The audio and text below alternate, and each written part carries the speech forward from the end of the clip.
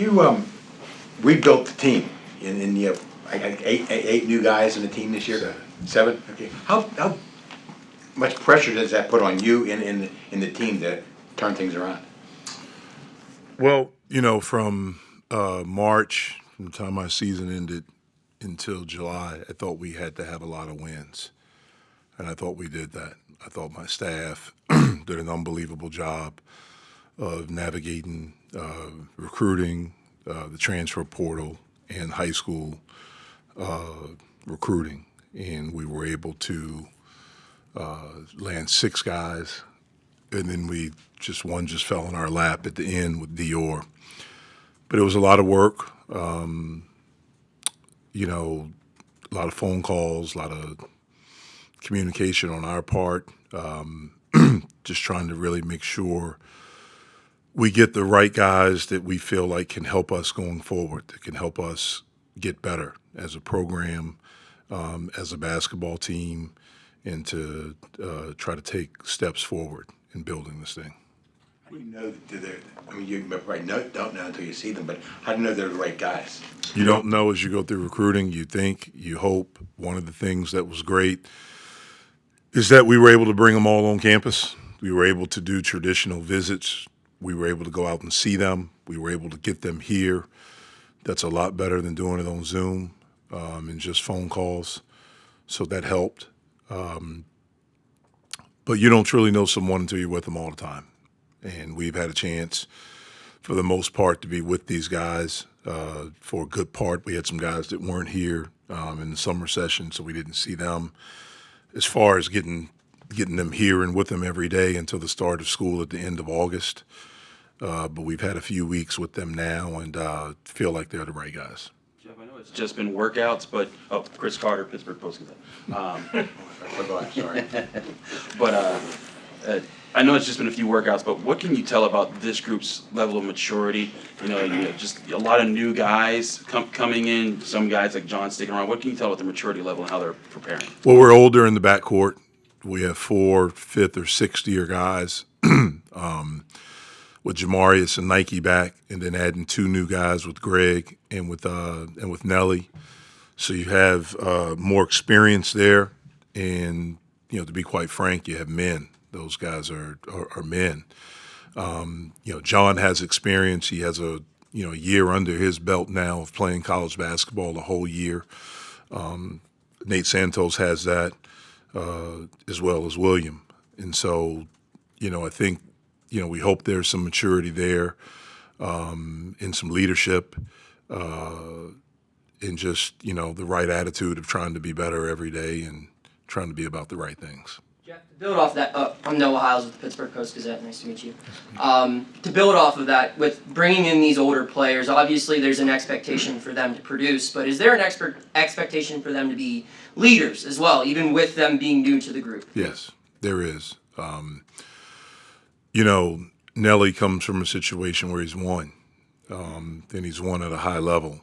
And so we need that experience. Greg has been a part of teams that have been talented and have won, but he's also been a part of teams that are talented and haven't won. And so bringing those experiences as well. Obviously, Jamarius has had a year in our program now, and getting Nike back, is big for us. And so I do expect them to be leaders both on and off the court.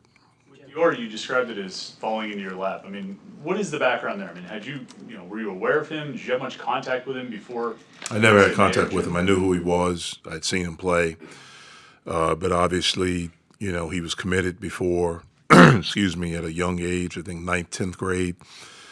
And then when he, decommitted, from the first school, he made another commitment and signed with another school. So there was no communication.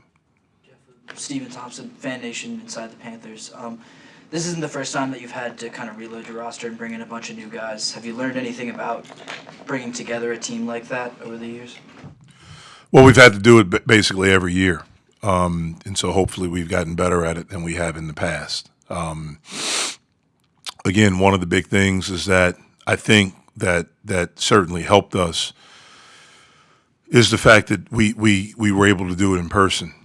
The last time we were in the situation where we did it, everything was on Zoom. So those guys, you did not. The first time I ever saw them is when they walked in my office, and so I do think there was a little bit more familiarity, relationship-wise, and things like that with all of these guys, as opposed to the last times.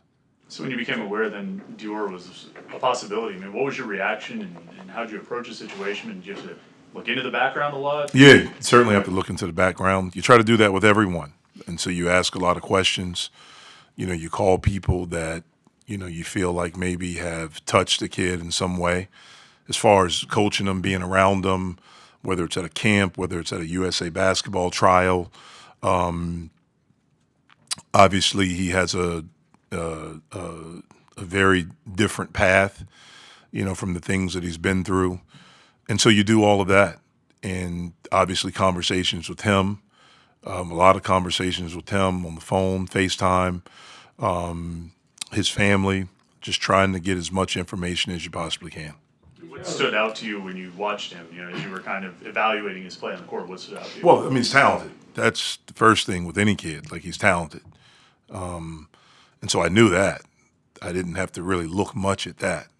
I knew the talent, but it was questions about all the other things. Why have you been at so many different schools? Why there's been so much movement?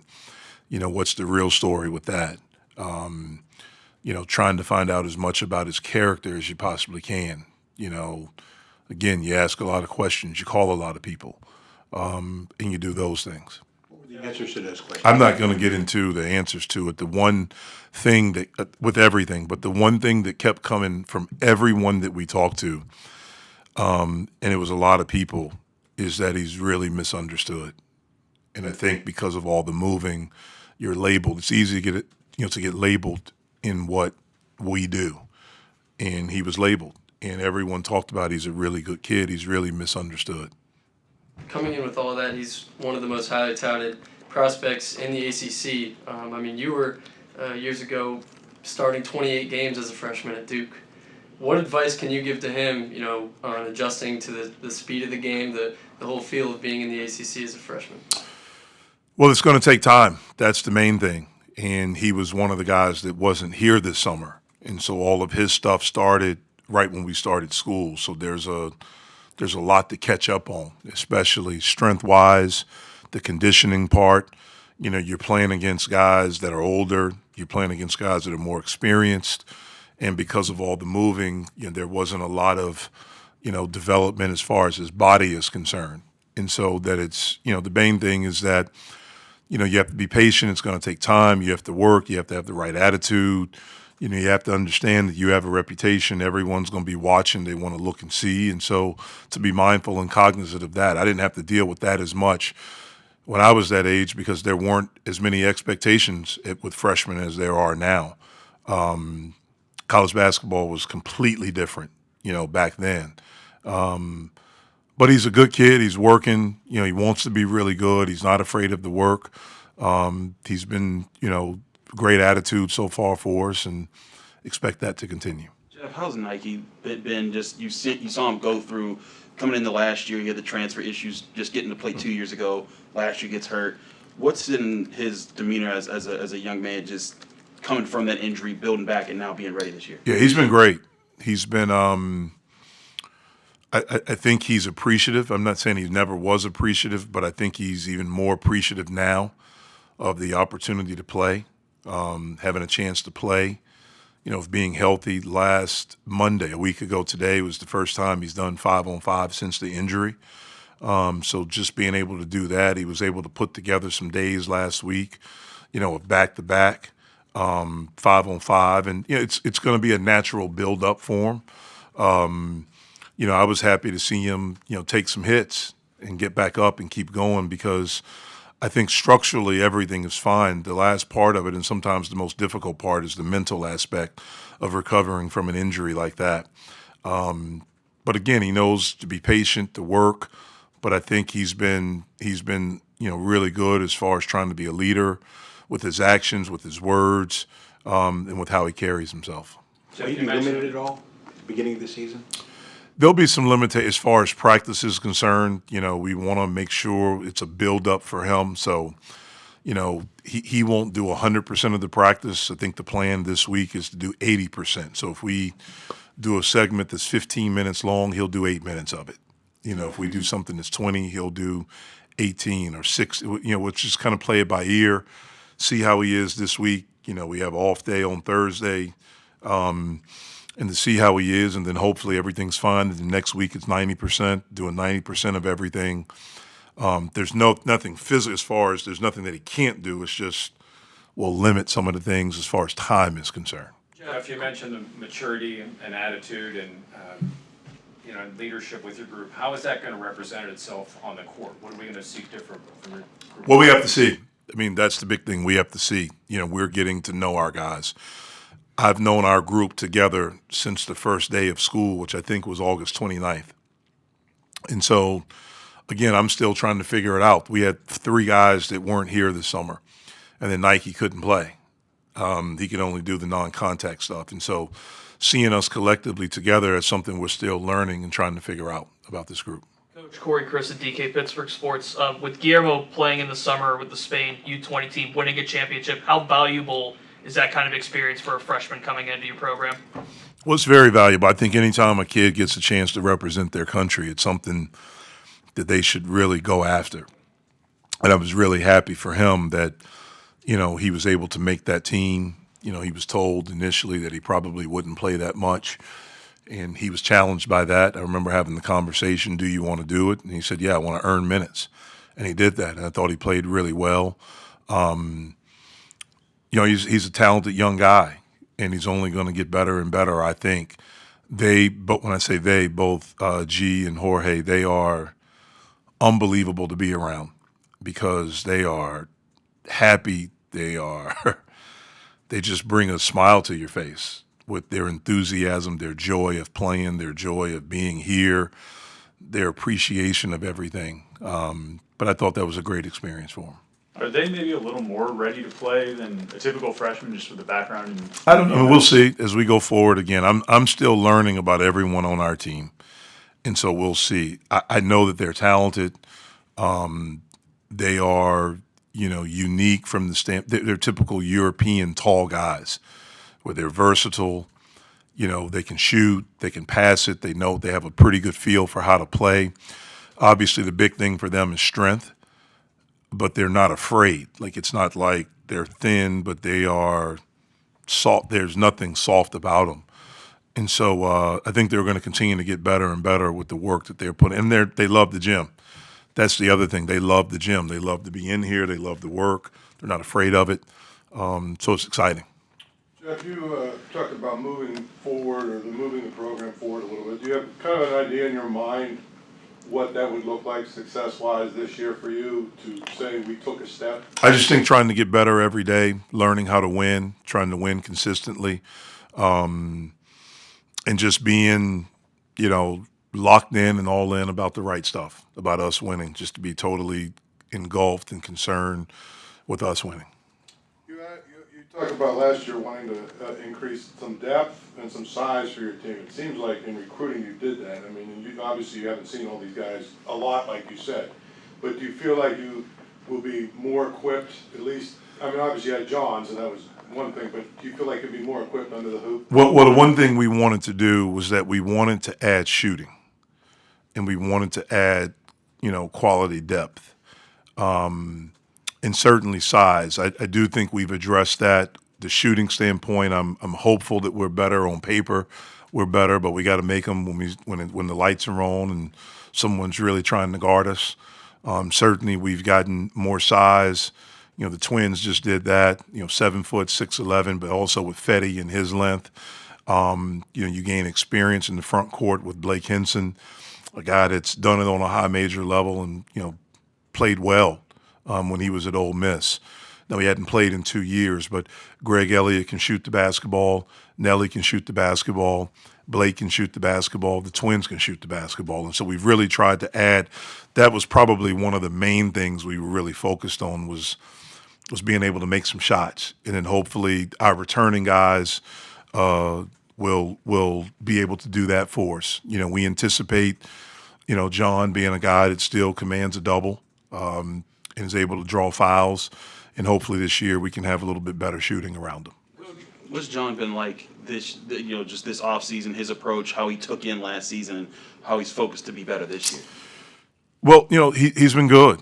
I mean, he's tried to take on a leadership role at the end of last season with really, helping recruiting. He was incredibly active, from that aspect. And then on the court, he's just trying to, tried to expand different parts of his game. I think one of the biggest things for him is being in great shape, not good shape, but great shape. Again, last year was his first year of college basketball, really going through a whole year. And for anyone, I think, at least from my experience as a player and then coaching guys, for a little bit now, normally freshmen, and John was like a freshman, even though he wasn't a freshman. It was his first 4 years. You hit a wall at some point because you've never gone that hard. You never had to practice that hard. The attention to detail has never had to be at that point. And John is still growing as far as the discipline part. He's made tremendous strides, but he still can get even better. And so we're excited about the challenge of helping him do that. How much of a luxury in today's game, though, is it to have a guy like John? I mean, nowadays people think post players, like us old school guys, are obsolete in the game. But to have a guy like John that you can throw the ball down there to when you need a tough basket and just have his physical, how much of a luxury is that nowadays? Yeah, I don't think it's gone in college. It's completely gone in the pros. It's a completely different game. But in college, I still think that's a huge thing. And so it is a luxury to have that, to have a guy like him that is going to, we anticipate commanding a lot of attention. And like I said, hopefully we've added some shooting around him that will help us and help him, be even a little bit more better, be even better than he was last year. Coach, is the expectation still that Will could be ready for the start of the regular season? We hope so. By the regular season, yeah, I definitely think, knock on wood, that he'll be ready by the regular season. The goal is, we're hopeful to have him back by the first exhibition. Is this your most talented roster at Pitt? I think so. If you look at it on paper, I think so. But we got to produce. That's the thing. With John on the recruiting side, did it get to a point where you had to tell him to stop bringing you transfers to look at and things like that? Well, I never told him to stop because we were looking also. But to be honest with you, man, it was exciting to see him, to see Jamarius, to see Nike. Those three guys really right away, really jumped in, and they were in communication with a lot of guys. And they were, texting me, calling me, Coach, we need to recruit this guy. I've talked to him, or, whatever. And so it was pretty exciting to see them locked in like that. Jeff, specifically with Nelly, what attitude and leadership does he bring to your program? Well, he's won. He's won, and he's won at a high level from the standpoint of winning your league, regular season, winning your conference tournament, and then having a chance to participate in the NCAA tournament. And in each of those areas, he's played well. In the regular season, in their conference tournament, and then in the NCAA tournament. Specifically, if you look last year, especially at the games they played against high major teams, he played well. And so he's a guy that has confidence. He's secure in who he is, even though he's coming up a level. I think he's secure in who he is as a basketball player, as a young man. Again, he's not afraid of the work, and he just, he's a kid that grew up wanting to be here, wanting to come to Pitt. And now he has the opportunity to be here, and it's exciting for him, it's exciting for us, and we're excited to see how he can help us get better. You feel like that provides a little bit extra value too, that you have someone who was around here in this area when Pitt was at its highest in basketball. He was there to watch it and be inspired by it when he was younger. Do you think him having seen that and being able to talk to his teammates about that provides value? I hope so. I think anytime you can see success and talk about it, and where it's not just coming from coaches, I think that's really good.